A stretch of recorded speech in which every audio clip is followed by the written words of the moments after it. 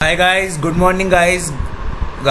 आज अपनी class 1 of AS24 sir AS24 आज अपन अपनी क्लास में ख़त्म करेंगे। और मैं आपको बता देता हूं सर, ये आज हमारी जो क्लास है AS24 की वो एक ही क्लास होगी AS24 की, क्योंकि AS24 एक छोटा सा AS है जो कि पूरा थियोरेटिकल AS है और अपन को उसके थ्योरी के नोट्स लिखने पड़ेंगे।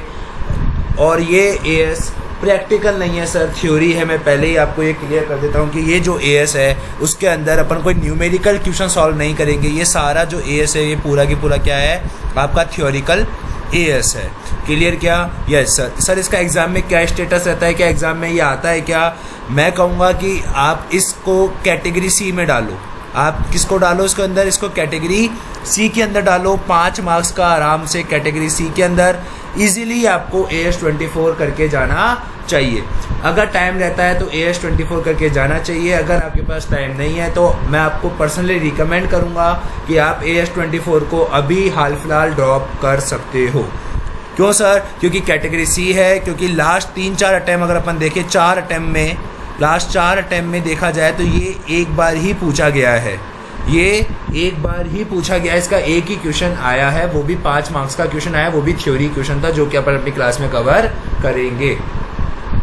क्लियर क्या? Yes sir. तो सर ये AS24 का नाम क्या है? AS24 का जो नाम है वो नाम है आपका डिसकंटिन्यूइंग ऑपरेशन।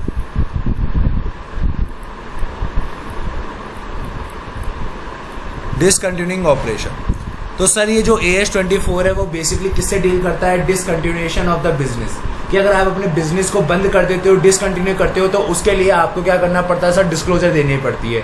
क्या करना पड़ता है? आपको डिस्क्लोजर देना पड़ता है अपने फाइनेंशियल स्टेटमेंट्स में, अपनी बोर्ड रिपोर्ट में। तो वो डिस्क्लोजर किस टाइप से देना पड़ता है, वो डिस्क्लोजर कैसे दिया जाएगा, उस डिस्क्लोजर में क्या क्या बताया जाएगा, क्या नहीं बताया जाएगा, ये सारी चीज़ें आपको कौन बताता है? ये सारी चीज़ों में आपको गाइडेंस कौन प्रोवाइड कराता है? AS24।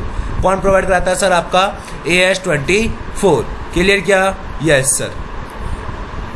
तो अपन बात करते हैं AS24 की डिसकंटिन्यूइंग ऑपरेशन की। Clear? Yes sir.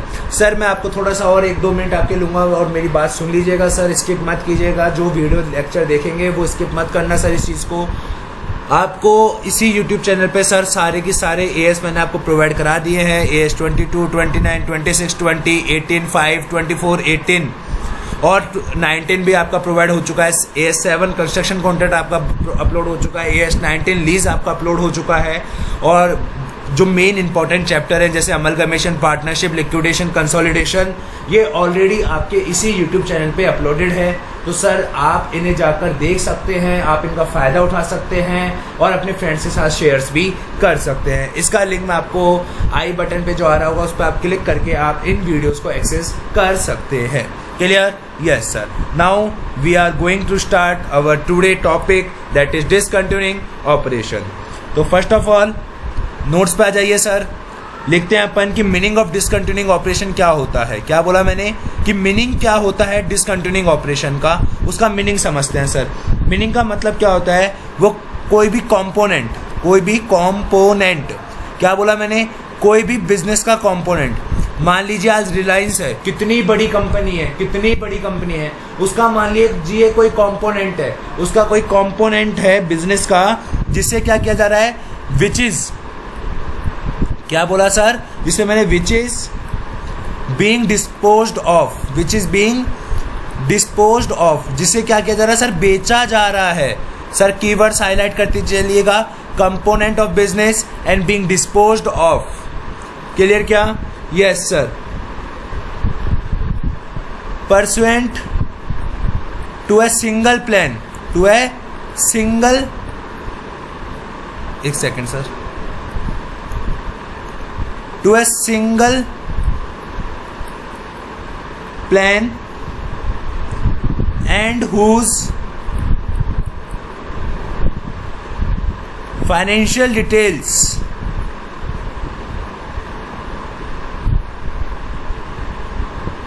can be identified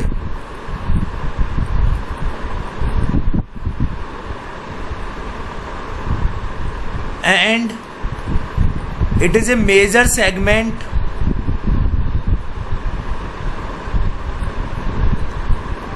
of enterprise.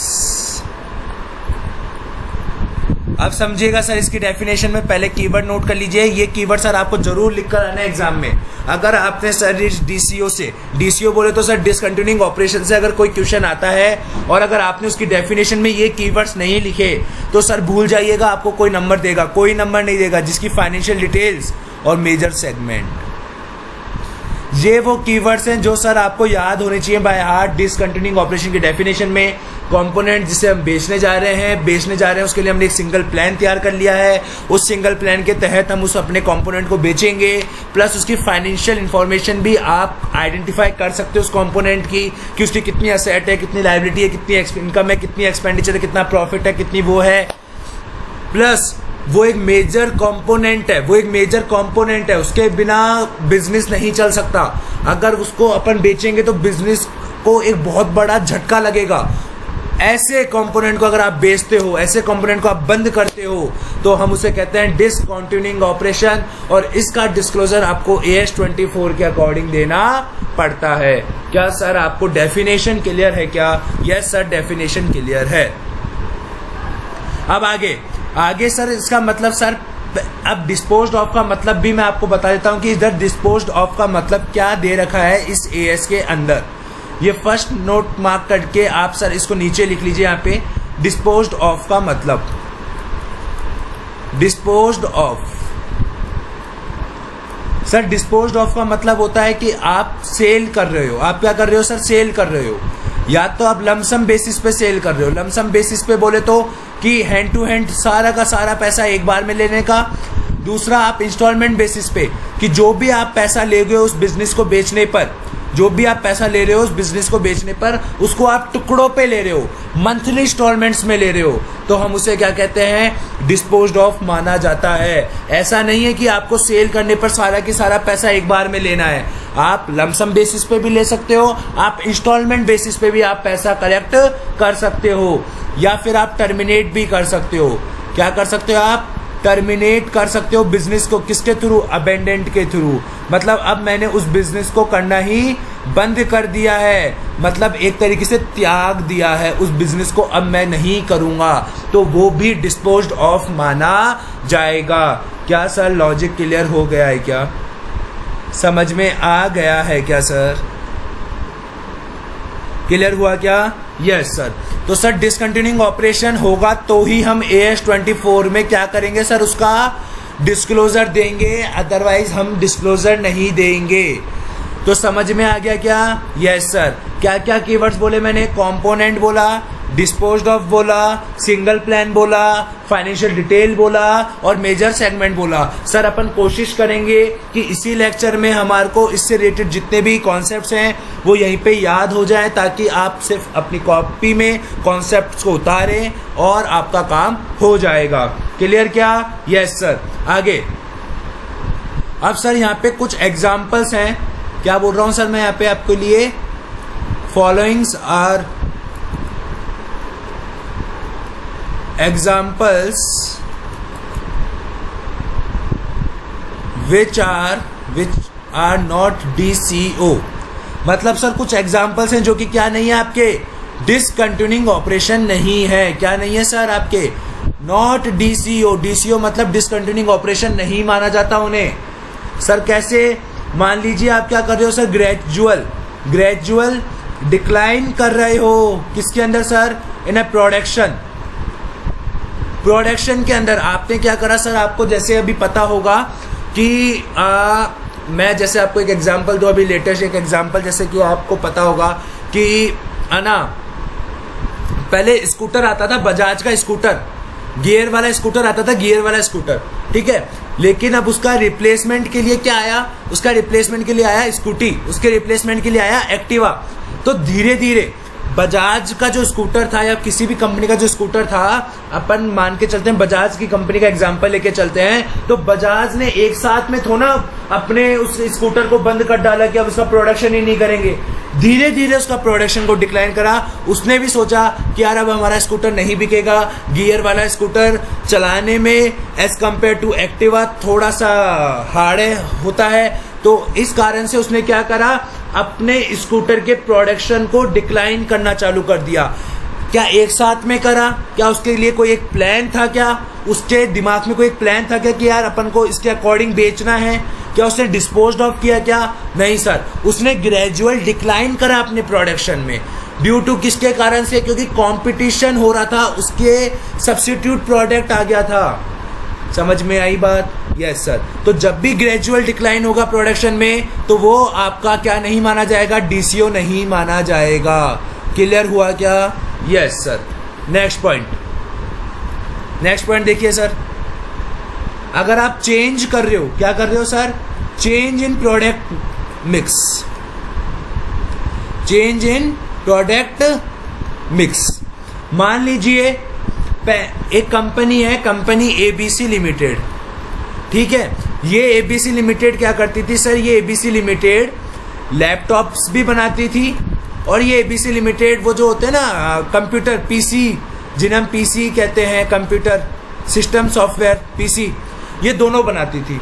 लेकिन क्या हुआ, उसको लगा कि मार्केट में इसकी डिमांड ज़्यादा है, इसकी डिमांड कम है, तो इसने क्या करा, इसको ज़्यादा बनाया, इसको कम बनाया, मतलब चेंज इन प्रोडक्ट मिक्स। तो क्या ये भी डीसीओ माना जाएगा क्या? नो सर, इसे भी हम डीसीओ नहीं मानेंगे। क्लियर क्या?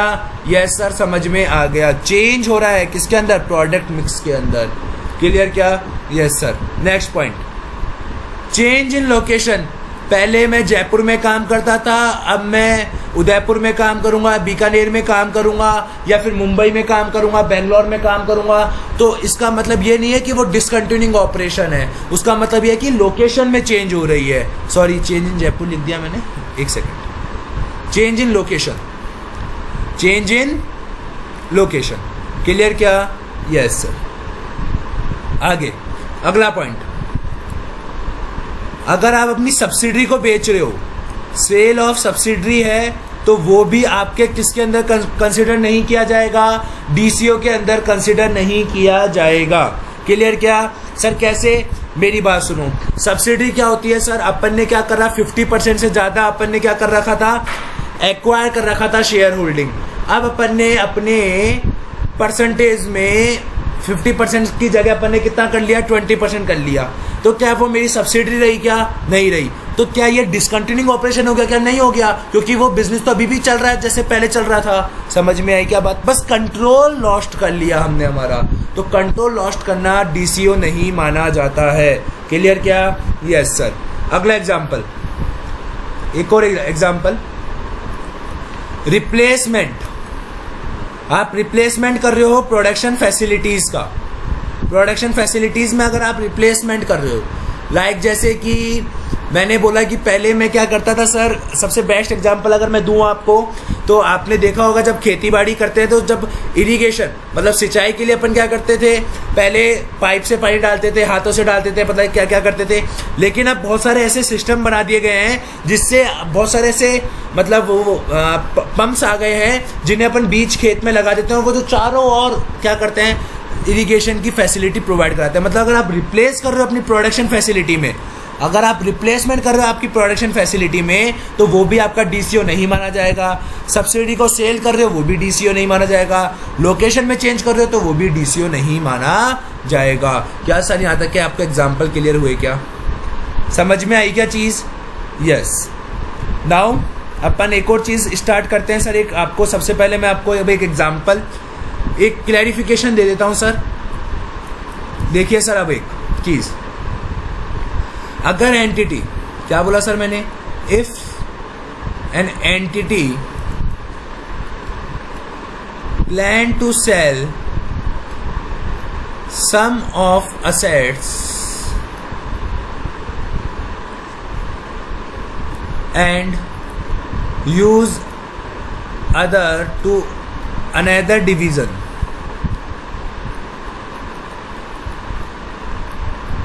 still it is not DCO।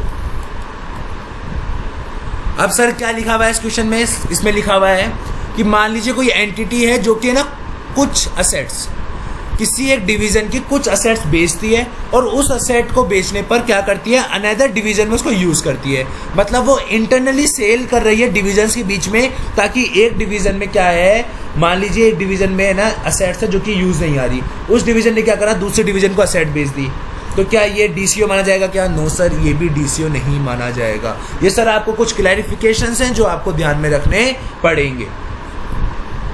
Clear? एक और clarification, if entity plan to dispose of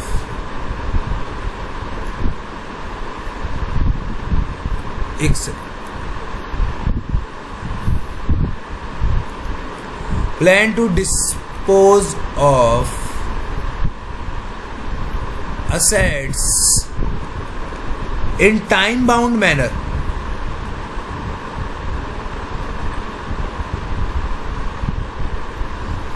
then it is DCO। क्या बोला सर मैंने? अगर कोई एंटिटी प्लान करती है अपने असेट्स को बेचना, किस मैनर में? टाइम बाउंड मैनर में बेचना, कि मैं आपके साथ कोई एग्रीमेंट कर लिया कि मैं इतने टाइम तक मैं आपको ये सारी असेट बेच दूंगा, तो वो क्या माना जाएगा? वो माना जाएगा DCO, डिसकंटिन्यूइंग ऑपरेशन माना जाएगा। क्लियर क्या? Yes sir. ये था सर हमारा DCO के बारे में डिस्कशन, ओनली डिसकंटिन्यूइंग ऑपरेशन के बारे में डिस्कशन, कि डिसकंटिन्यूइंग ऑपरेशन की डेफिनेशन, उसके एग्जांपल्स, उसके क्लैरिफिकेशंस और कौन कौन से ऐसे चीज़ें हैं जिन्हें DCO नहीं माना जाता है। अब अपन बात करते हैं अपने अगले टॉपिक की, इसके अंदर ही, उसके अंदर अगला टॉपिक है इनिशियल डिस्क्लोजर रिक्वायरमेंट। क्या है सर? Initial disclosure requirement. समझ में आ गया कि ये आपका DCO है। अब डिस्क्लोजर देना पड़ेगा। Yes sir. डिस्क्लोजर देना पड़ेगा मतलब AS20 फॉलो होगा। Yes sir. अब AS20 क्या कहता है कि सर अब आपको डिस्क्लोजर देना है, तो डिस्क्लोजर कब दोगे? डिस्क्लोजर कब दोगे? फॉर डिस्क्लोजर, क्या बोला सर मैंने? For disclosure. डिस्क्लोजर के लिए देयर मस्ट बी, क्या होना चाहिए सर यहाँ पे? There must be initial disclosure requirement होनी चाहिए। यहाँ पे क्या होनी चाहिए? इनिशियल डिस्क्लोजर रिक्वायरमेंट होनी चाहिए। अब सर इनिशियल डिस्क्लोजर रिक्वायरमेंट का मतलब क्या होता है, समझिएगा sir. There must be initial disclosure requirement. Let suppose sir एक एग्जांपल लेते हैं, जैसे ये सी लिमिटेड है। सी लिमिटेड क्या है? एक डिसकंटिन्यूइंग ऑपरेशन है। सी लिमिटेड का एक क्या है? डिसकंटिन्यूइंग ऑपरेशन है। But there is no initial disclosure requirement. But यहाँ पे कोई भी IDR नहीं है। IDR बोले तो इनिशियल डिस्क्लोजर रिक्वायरमेंट नहीं है, तो क्या इसका डिस्क्लोजर होगा क्या? सर नो नीड, कोई आवश्यकता नहीं है आपको क्या करने की? डिस्क्लोजर देने की। समझ में आई क्या बात? डिस्क्लोजर देने की कोई आवश्यकता नहीं है। मतलब DCO होने के साथ साथ आपका इनिशियल डिस्क्लोजर रिक्वायरमेंट भी होना चाहिए। अब सर मेन मुद्दा ये आता है कि ये इनिशियल डिस्क्लोजर इवेंट या रिक्वायरमेंट होता क्या है। तो इनिशियल डिस्क्लोजर रिक्वायरमेंट क्या होता है वो समझेंगे sir upon. Initial disclosure requirement, that events, वो इवेंट्स विच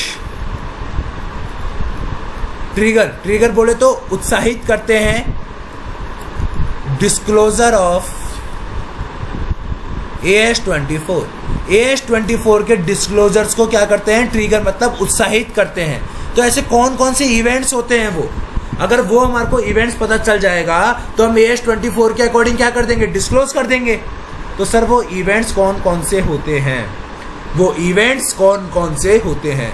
वो इवेंट्स की अगर मैं बात करूं तो पहला इवेंट होता है सर वो company has entered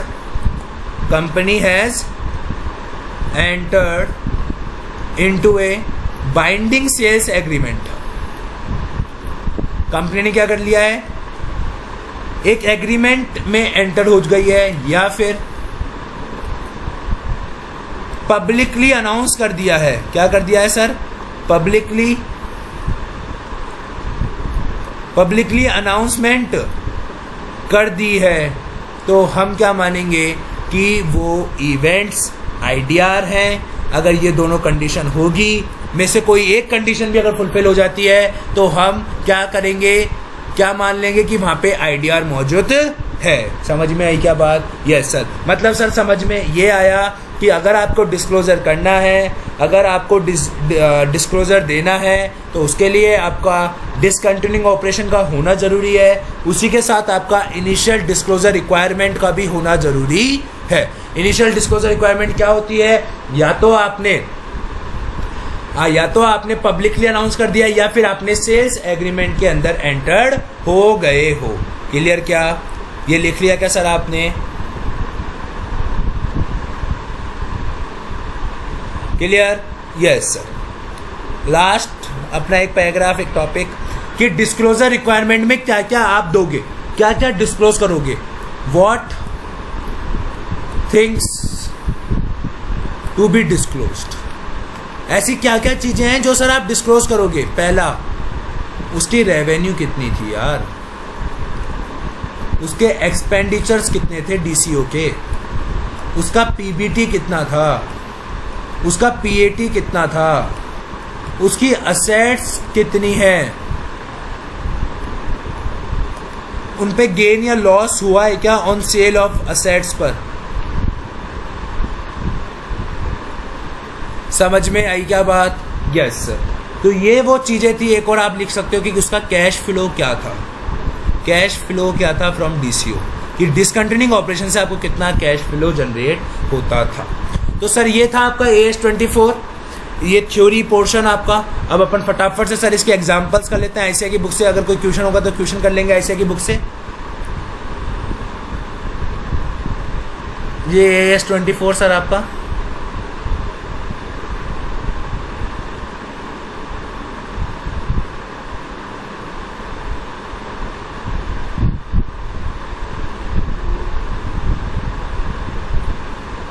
I think sir question भी नहीं है इसका तो एक भी आपके।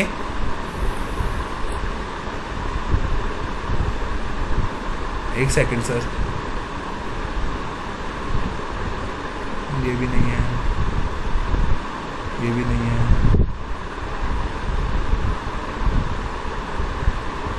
ये भी नहीं है, ये भी नहीं है, ये भी नहीं है। कोई ना सर, अपन तो अब डायरेक्टली जो एग्जाम में क्वेश्चन आया था उसको कर लेते हैं। ठीक है सर? यस। आइए सर अपन क्वेश्चन देखते हैं एग्जाम में जो क्वेश्चन आया था अपने। हाँ, जुलाई 2021 में आया था आई थिंक वो क्वेश्चन आपके सर। जुलाई 2021 में आया था सर वो क्वेश्चन आपके। ये रहा सर, देखिए सर इस क्वेश्चन को। AS24 सर कौन सा क्वेश्चन है जुलाई 2021 का? कौन सा क्वेश्चन है सर? जुलाई 2021 का क्वेश्चन है सर। ये देखिए जुलाई 2021 क्वेश्चन नंबर 1 का भी। Rohini limited in the business of manufacturer. Rohini limited क्या है? बिजनेस में, मैन्युफैक्चर के बिजनेस में पैसेंजर कार के और कमर्शियल व्हीकल्स के। क्या कंपनी वर्किंग करती है on strategic plan to close the production of passenger cars and to produce only commercial vehicles over the coming 5 years. However, no specific plan have been drawn up for the sale of neither the division nor its assets. As a part of its prospective plan, it will reduce the production of passenger car by 20% annually. Sir, क्या बताया था मैंने? 2 car बनाती है, एक car का production धीरे धीरे वो क्या करना चाहती है? रिड्यूस करना चाहती है। 20% पर एनम एनुअली रिड्यूस करना चाहती है। It also planned to establish another new factory for the manufacture of commercial vehicle and the transfer surplus employees in phased manner. You are required to comment. First, if mere gradual phasing out in itself can be considered as a discontinuing operation? No. क्या ये समझ में आया क्यों? Yes sir. Clear हुआ क्या क्यों? क्योंकि सर मैंने आपको क्या बताया था, अगर आपका कोई ग्रेजुअल डिक्लाइन हो रहा है प्रोडक्शन में या फिर आप प्रोडक्ट मिक्स में चेंज कर रहे हो तो वो कभी भी आपका डीसीओ नहीं माना जाता है। क्लियर क्या? Yes sir. Second point, if company passes a resolution to sell some of the assets. क्या बोल रहा है वो? कि वो कुछ असेट बेचता है पैसेंजर कार की डिवीजन की और उसको ट्रांसफर कर देता है पैसेंजर कार के डिवीजन को इनटू द न्यू फैक्ट्री में। क्या ये ट्रिगर है क्या एप्लीकेशन ऑफ AS24 का? नो सर, ये अभी भी क्या नहीं माना जाएगा? ये डीसीओ नहीं माना जाएगा, क्योंकि मैंने आपको बताया था कि अगर कोई एक डिवीजन में जो असेट्स है उनको बेच के दूसरे डिवीजन में उनको ट्रांसफर कर देता है यूज के लिए, तो हम उसे भी डीसीओ नहीं मानते हैं। ये लिखा हुआ सर आपका। If entity plan to some of the assets and use it to the another division still it is not DCO. अगर डीसीओ नहीं है तो डिस्क्लोजर भी नहीं होगा।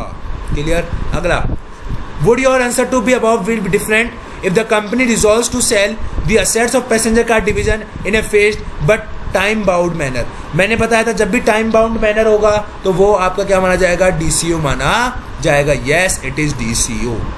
क्यों, ये देखिए सर मैंने आपको लिखवाया था टाइम बाउंड मैनर में क्या होता है कि आपको टाइम से सारी असेट बेचनी होती है, तो इस कारण से हम उससे क्या मानते हैं, डीसीओ मानते हैं। क्या लॉजिक क्लियर हुआ क्या? Yes sir. क्या सर अब आपको आंसर क्लियर है क्या जुलाई 2021 क्वेश्चन नंबर बी का? यस सर क्लियर है। एक बार आंसर देख ले क्या? Yes sir. कहाँ पे इसका आंसर है सर? ये रहा सर, ये रहा। तो फटाफट से इसका आंसर देखते हैं सर। ये लिखा हुआ तो it can not be consider, ये लिखा हुआ देखो, it can not be consider as a discontinuing operation as per AS 24। First का आंसर मिल गया क्या? Yes sir.